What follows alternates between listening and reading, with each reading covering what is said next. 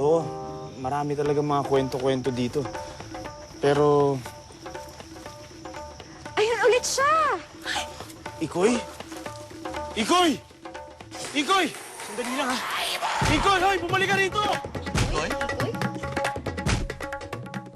Sa wakas, nandito na tayo.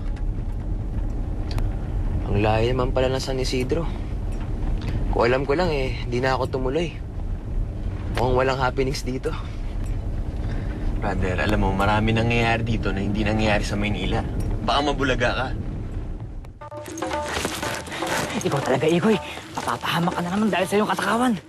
Buti na lang, mabilis ako.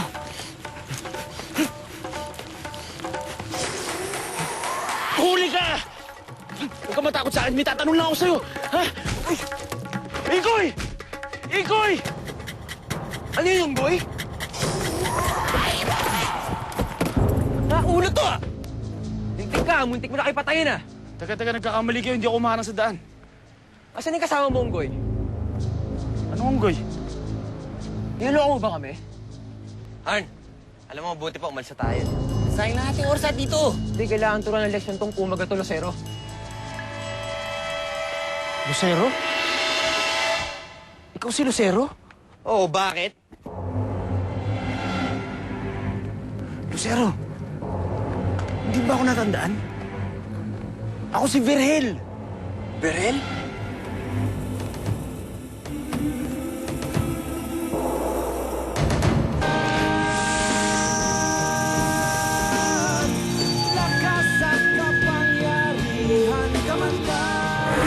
Ako si Jenny.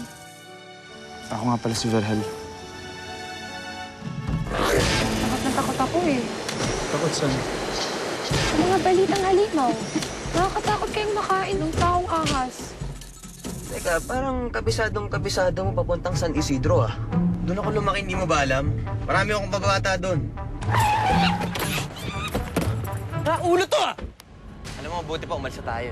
Nasayang na natin oras dito. Hindi, kailangan turuan ng leksyon tong Kumaga to Lucero. Lucero?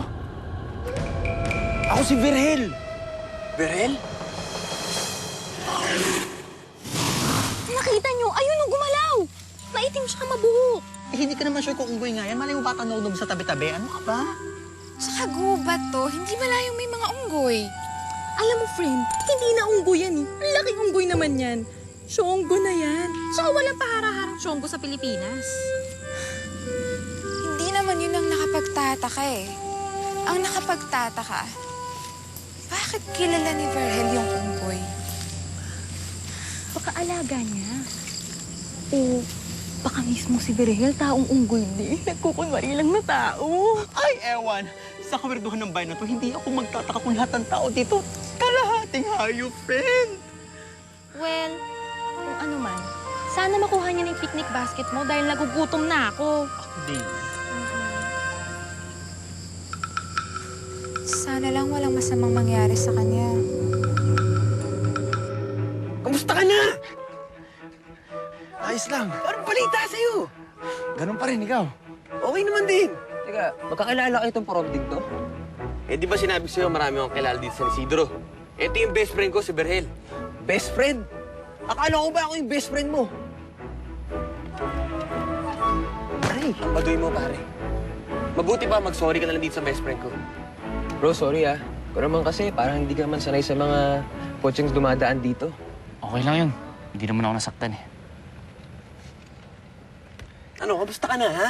Tagal na. Oo nga eh. Ito, ganun pa rin kung paano mo ako iniwan noon. Ikaw parang big time ka na. Pati yung kotse mo, pangbigatin to ah. Wala to. Bigay saan ng airpot. Alam mo, sigurado ako matutuwa si Tatang pag nakita to. Sakto mga ganitong oras sa bahay na yun. Hindi ako nagkakamali eh. Malapit lang ang bahay niyo dito, ano? Mabuti pa, puntahan natin si Tatang mo. Gabi Tara. na ito, Otto. Tara, tara. Hihintay tayo ni Jenny. Pati yung chick na papakilala ko sa'yo. Alam mo, mamaya na yung panchichicks. Reunion muna. Tara! Arn, sa likod ka na. Diyan ang best friend ko eh. Agawan pa ako ng prompting to. Wow! Ang ganda ng kotse, parang spaceship. Ang Kara. ganda nga. Hanep, pa. Oh, Berhel. Meron ka palang barkadang milyonaryo. Ganda ng sasakyan, ah. Tay, hindi mo ba siya naalala? Hindi. Siya si Lucero. Lucero, ikaw na ba yan? May kita mo nga naman na parang kailan lang eh. Pareho lang kayo sipunin nito ni Berhel eh. Saka sino mag-iisip na dito ka lumaki sa lugar natin? Ang laki ng pinagbago mo. Ang ganda ng sasakyan mo. Lahat naman ng bagay nagbabago eh. Eto lang si Doro hindi nagbago eh. Amoy animal pa rin. Doro, pabor naman oh. Masyado dikitan yung kotse ko, baka mag-amoy animal eh. Sakit mo naman magsalita.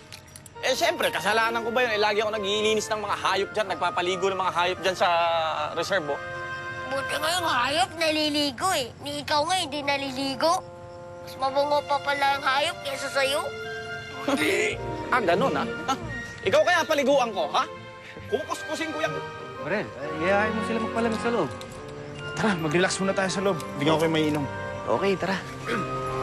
Karn, pakibantay mo na yung kotse.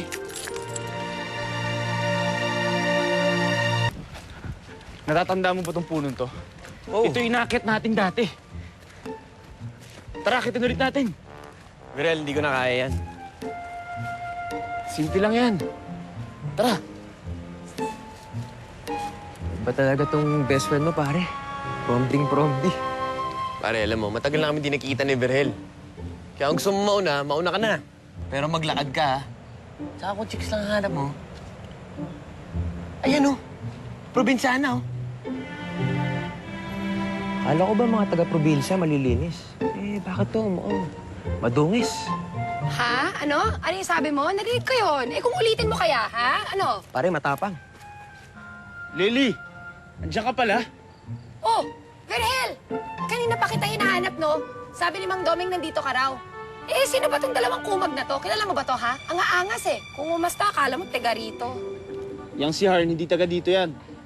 Pero si Lucero, dito na lumaki yan. Hindi mo ba siya naalala? Lucero?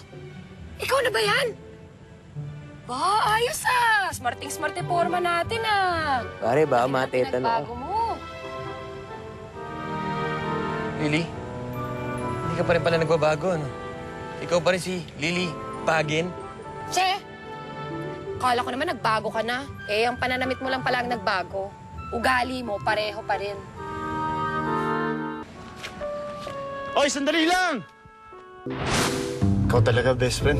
Lagi mo nalang inaasar si Lily. Kasalanan ba niyang madungi siya? Eh, uling ang negosyo nila ng lola niya. Huwag ka nga, best friend. Ikaw nga nagpa-uso sa amin ni Ditas na tawagin siyang Lily Bagin, eh. Nga pala, kamusta na si Ditas? Malamang chicks na yan, no? Hindi ko alam. Nung umalis kayo, umalis na rin si Ditas. Hatak ninay.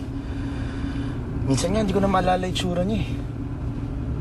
Kami na lang talaga ni Lily na iwan dito. Buti lang, Verhel, hindi kayo nagkatuluyan ng Lily. Maganda sana eh. Minus mo lang yung libag.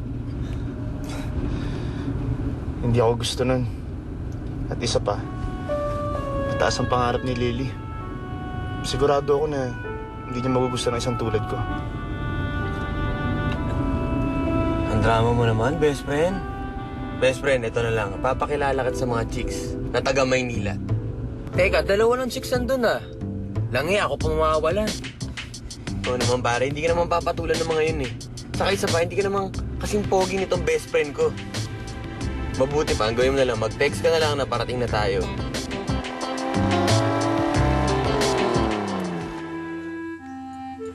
Jen, nag-text sa akin yung pinsan mo. Malapit na daw sila ng friend niya. Bumalik ka tayo sa lodge. Bukas na lang yan. Correct ka dyan, sister. At least doon may mga boys. And besides, gutom na rin ako, no? Di bale sana kung pwedeng kainin yung mga kabuting yan. Hindi pwede. 3 mushroom species na lang ang kailangan nating ma-document. Tapos na yung project. Pwede na tayong bumalik ng Manila. Sige na nga, ano pa bang kukunan? Kailangan na lang natin makahanap ng mushroom sa kuweba. And then tapos na. Please guys, bear with me. Bear with you ka dyan. Pag sa kuweba yan may bear, ipapakain ko kayo sa bear. Friendship naman, pasungit effect. Let's go na.